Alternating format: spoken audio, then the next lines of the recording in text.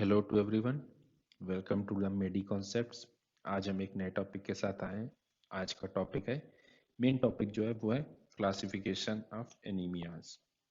So main topic आज का है classification of anaemias.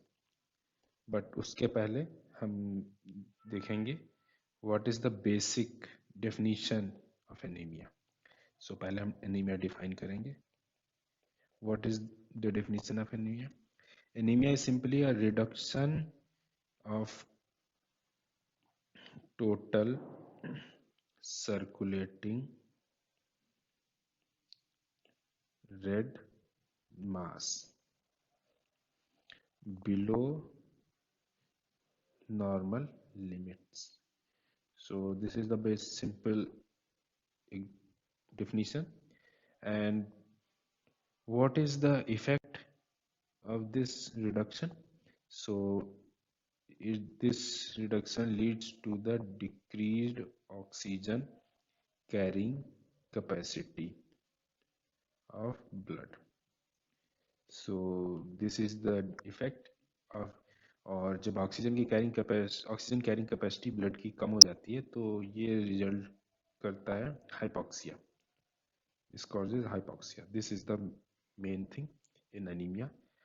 And in normal limits के साथ हमें ध्यान रखना होता है सम फैक्टर्स पे डिपेंड करता है, एज, सेक्स, सम इन्वायरमेंटल फैक्टर्स यहाँ पे और इन्वॉल्व होते हैं. Environmental factors, for example, if someone is living in high altitude areas और हम उसके ब्लड को कंपेयर करें कोई सी लेवल या ग्राउंड लेवल पे रहने वाले पर्सन से, तो उसके वेरिएशंस मिलेंगे. वो सही कंपैरिजन नहीं है उसके अकॉर्डिंग. तो हमें इन चीज़ों का, एज, सेक्स, इन्वायरमेंटल फैक्टर्स, इन सबको कंसीडर करके वो नॉर्मल वैल्यूज देखते हैं. बट प्रॉब्लम इज दैट कि सर्कुलेटिंग रेड मास को कंपेयर करना ये थोड़ा सा कठिन होता है. तो इसकी जगह पर हम मेनली दो चीजें हम कंपेयर करते हैं, जो दो चीजों की वैल्यू देखते हैं. पहला क्या है? Haematocrit value.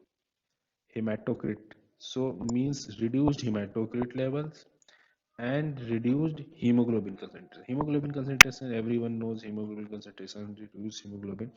So basic ये दो फैक्टर्स हैं जो हम कंसीडर करते हैं एनीमिया के लिए. इनकी मार्किंग, इनका डायग्नोसिस बनाने के लिए इनको मेजर करना बहुत आसान होता है, इसलिए हम इनको यूज करते हैं. अब इनकी नॉर्मल वैल्यूज देख लेते हैं. फर्स्ट इज हीमोग्लोबिन की वैल्यूज देखते हैं. हम एडल्ट रेंज की बात करेंगे यहाँ पे, क्योंकि एज, सेक्स, हर चीज के हिसाब से वैल्यूज चेंज हो जाती हैं. तो एडल्ट में भी सेक्स के अगर चेंज हो जाती है, मतलब हीमोग्लोबिन की लेवल्स मेल्स में जो नॉर्मल हीमोग्लोबिन लेवल है वो 13 to 17 ग्राम पर डेसीलीटर. फीमेल्स में जो ये लेवल है, फीमेल्स में ये है 12 to 15 ग्राम पर डेसीलीटर. ओके. हेमाटोक्रिट, हेमाटोक्रिट की नॉर्मल रेंज मेल्स में 39 to 49%. Females range is 33 to 43.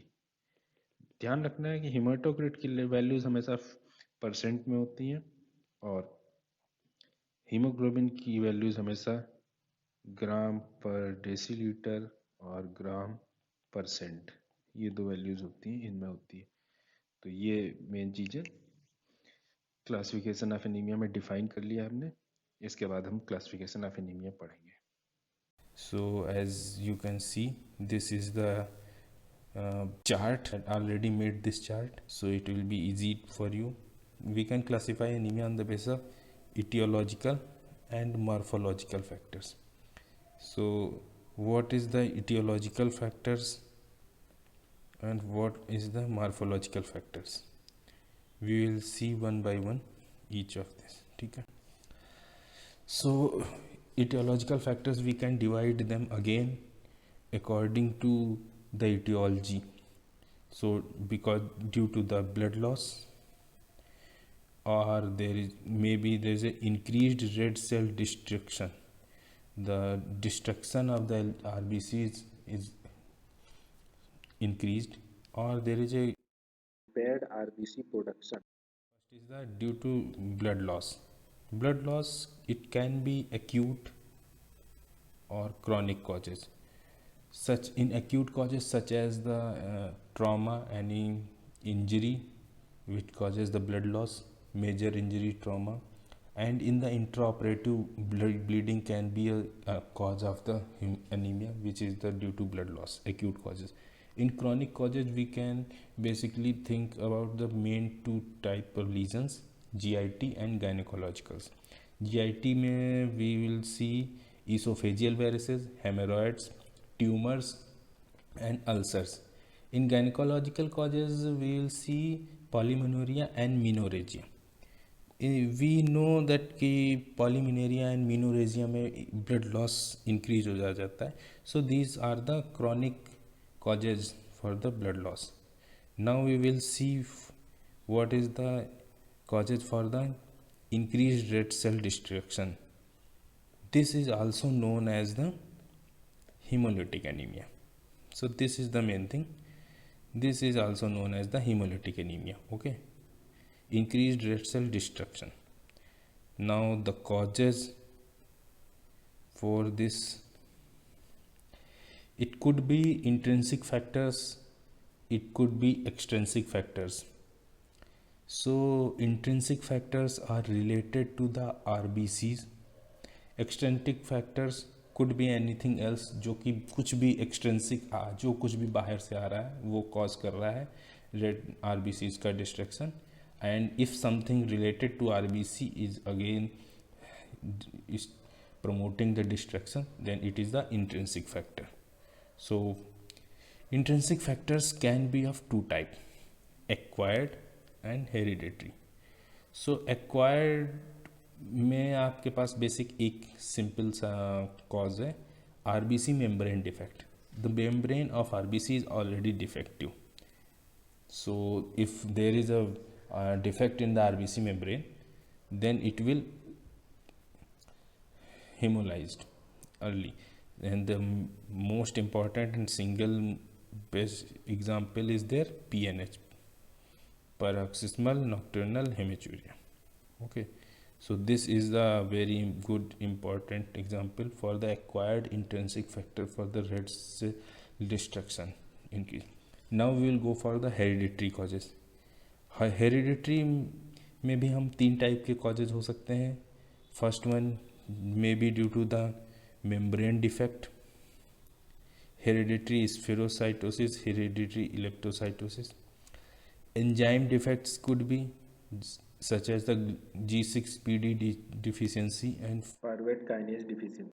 Defect in hemoglobin synthesis. So hereditary can be RBC membrane defect, enzyme defects, or due to the defect in hemoglobin synthesis. In hemoglobin synthesis, it could be of two types. There is a defect in the quantity or defect in the quality. So we will, where in quantity the amount is less, as we see in the thalassemia, and in qualitative defects the quality is defective. So in the sickle cell anemia the quality is not good. So these are the causes for the RBC destruction. It causes the hemolytic anemia. Okay, after the intrinsic factors, now we will see the extrinsic factors. What are the extrinsic factors which can cause the hemolysis? First one is an important thing.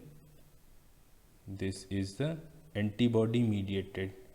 So there is an immune mechanism, antibody mediated hemolysis. It could be isoimmune or autoimmune. Isoimmune or autoimmune. Isoimmune is a condition in the transfusion reactions and erythroblastosis fetalis, when Rh negative mother conceives an Rh positive baby for the second time. So these are the isoimmune conditions. In autoimmune conditions we know SLE, drug influence. So there is an immune mechanism behind this. Antibodies are made which act over the RBC and causes hemolysis. Now the second cause is the mechanical trauma to RBC. It could be the microangiopathic or cardiac traumatic. So microangiopathic are the vascular diseases. In cardiac traumatic, such as the prosthetic valve causes this. Okay. Now third is the infections. Infections such as malaria, kala jar. These causes this effect. Chemical injuries such as the lead poisoning. This is the one important example for the chemical injuries. We will must remember lead poisoning. Okay. So in chemical injuries lead poisoning is very important. अब तक हमने क्या क्या देखा है? Classification of anemia on the basis of etiological and और may be on the morphological. Etiological को भी हम तीन टाइप में क्लासीफाई कर सकते हैं. Due to aetiology of blood loss, due to red cell RBC destruction और impaired RBC production. हमने अभी तक ब्लड लॉस कंप्लीट किया, रेड सेल डिस्ट्रीब्यूशन डिस्ट्रक्शन जो कि है हीमोलिटिक एनीमिया. उसके हमने सारे इंट्रेंसिक एक्सट्रेंसिक के फैक्टर्स देखें. अब हम देखेंगे इम्पेयर्ड आरबीसी प्रोडक्शन के causes. So impaired RBC production basically two things are there. First is the disturbance in the proliferation and differentiation of the stem cells. Problem in the stem cells differentiation and proliferation. This leads to the aplastic anemia. All the types of the cells are decreased in the blood. Aplastic anemia. Okay. Second is the disturbance in proliferation and differentiation of the erythroblast. So basically in this erythroblast is the RBC production. So it could be proliferation and differentiation defect leads to the megaloblastic anemia, iron deficiency anemia, thalassemia and sideroblastic anemia. The main thing is it could be megaloblastic, iron deficiency, thalassemia and sideroblastic anemias. These anemias are because of the defective proliferation or differentiation in the erythroblast. अगर इनमें से भी कुछ भी नहीं है, then we will classify it as a idiopathic and the cause is unknown. So this is the known as idiopathic. Let's see third one. So this is the second one, impaired RBC production. जो हमने देखा था पहले classification में aetiological, तो हमने पूरा aetiological complete कर दिया. Blood loss due to blood loss, due to haemolysis of RBCs, due to impaired RBC production. Now we will go for the morphological, that is second, etiological and morphological. So we will see the morphological classification for the anemias. So morphological classification के basis पे anemias तीन type के हो सकते हैं. Microcytic, hypochromic. Microcytic means size of RBC is small and hypochromic means hemoglobin concentration is also less in the RBC. It could be in the iron deficiency anemia, thalassemia, sideroblastic anemia, anemia of the chronic diseases. In all these conditions, the anemia will be microcytic and hypochromic. Now, second is the macrocytic. Size of the RBC is increased more than normal size. ये हमें मिलेगा megaloblastic and hemolytic anemia. And the normal size of RBC and normal hemoglobin concentration could be found in anemia, and वो सारी anaemia का as a describe की जाती हैं normocytic normochromic anaemias. Can be in the post haemorrhagic haemolytic anaemia, aplastic anaemia. So this type की anaemia जो होंगी उनमें normocytic and normochromic peripheral blood smear जब हम बनाएंगे तो उसमें हमको फाइंडिंग्स मिलेंगी. सो ये मॉर्फोलॉजिकल क्लासिफिकेशन जो होता है इसके लिए हम पेरिफेरल ब्लड स्मेयर जो बनता है उस पर हमें ये सारे फीचर्स इसमें आरबीसी की शेप साइज उस पर कमेंट करते हैं. सो ये आपका एक बेसिक क्लासिफिकेशन है एनीमियाज को क्लासिफाई करने का. I hope this will be beneficial for you. Thank you.